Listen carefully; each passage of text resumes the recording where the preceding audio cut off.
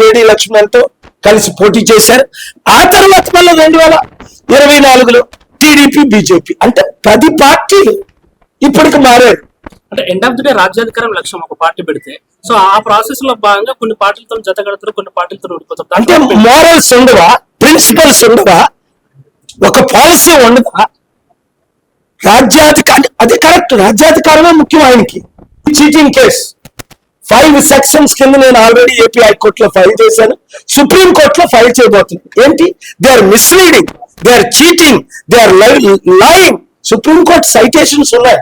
మీరు ఇష్టం వచ్చినట్టు మాటలు ఇచ్చి 10th షెడ్యూల్ ఉంది, ఒక పార్టీతో మీరు పోటీ చేసి ఇంకో పార్టీలో కలకూడదనే 10 ఎమ్మెల్యేల మీద నేను కేసేసి వాదిస్తున్నాను.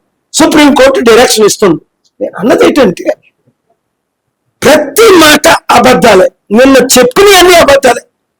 పిఠాపురంలో ఆయన్ని గెలిపించింది ఒకే ఒక వ్యక్తి, వర్మ. ఆయన 1,00,000 మంది ఓట్లతో చంద్రబాబు నాయుడు గారు పవన్ కళ్యాణ్ ఏమన్నారు? ఫస్ట్ ఎమ్మెల్సీ మీకే ఇస్తామంటే పాప ఆయన బలైపోయి 1,00,000 ఓట్లతో రాత్రి పగలు గాజువాకలో ఓడిపోయిన పవన్ కళ్యాణ్, భీమవరంలో చిత్తగా ఓడిపోయిన పవన్ కళ్యాణ్ వర్మ నిలబెట్టి గెలిపిస్తే ఆయనకి ఎమ్మెల్సీ ఇవ్వకుండా పవన్ కళ్యాణ్ చంద్రబాబు నాయుడు నాగబాబుకి ఇచ్చారు ఎమ్మెల్సీ. అది అవినీతి కదా? కనీసం ఆయన పేరు ఎత్తలేదు, స్టేజ్ మీదకి పిల్లలేదు, అది అవినీతి కదా? నేను తప్ప ఎవరు మాట్లాడతారు? నన్ను చంపడానికి ప్రయత్నిస్తున్నాడు. ఎవడని జడుస్తారా? నా దగ్గర స్పిరిచువల్ పవర్స్ ఉన్నాయి. నన్ను చంపానన్న 7 రాజశేఖర రెడ్డితో సహా, మా బ్రదర్తో సహా అందరూ కుక్క చావు తెచ్చారు నోరు మీయడానికి. నన్ను నోరు మీయలేరు కదా, నన్ను కొనలేరు కదా. నేను 5 లక్షల కోట్లు డొనేట్ చేశాను, 700 కంపెనీలు హైదరాబాద్ లో పెట్టాను, గూగుల్ మైక్రోసాఫ్ట్ తీసుకొచ్చాను, చంద్రబాబు నాయుడు గారికి బిల్ గేట్స్ ను పరిచయం చేసి. ఇవన్నీ ఎవరికి తెలియదు? చరిత్ర కళతో చూస్తున్నారు, చెబుతారు. మరి అలాంటి నన్ను దేశాన్ని రక్షించడానికి వచ్చారు. బీసీస్ ఎస్సీస్ are being used as slaves. Today Pawan Kalyan is being used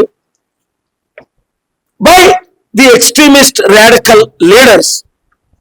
అందుకనే ఫిబ్రవరి 10ని ఆయన చర్చలు ఎన్ని ఉన్నాయి మూసేద్దాం, ఎక్కడెక్కడ చర్చలు ఉన్నాయి అని ఓఎస్టీ ద్వారా లెటర్ పంపించిన ఎవిడెన్స్ ఇప్పుడు మీకు కొద్ది నిమిషాల్లో నేను మీ గ్రూప్ లో తెరలేపుతున్నారు. క్రిస్టియానిటీ నిర్మూలించే విధంగా పవన్ కళ్యాణ్ అడుగులేస్తున్నారు. క్లియర్ గా ఫిబ్రవరి 10 ఆయన రాసిన లెటర్ ఎక్కడెక్కడ చర్చలు ఉన్నాయో తెలుసుకో. ఎక్కడెక్కడ మందిరాలు ఉన్నాయో ఎందుకు చెప్పకూడదు? ఎక్కడెక్కడ మాస్కులు ఉన్నాయని ఎందుకు అడగకూడదు? నువ్వు మాస్క్ వెళ్ళావే, ముస్లింల ఓట్ల కొరకు ముస్లింలకు వేషం వేసావే పవన్ కళ్యాణ్. నువ్వు చర్చికి వెళ్ళావే, బాప్తిజం తీసుకున్నావే. నేను స్టేబుల్ గా స్టడీగా బడుగు బలహీన వర్గాలకు అధికారం కొరకు ఫైట్ చేస్తున్నాను. 7569441275 మీరు వాట్సాప్ గ్రూపులు పెట్టి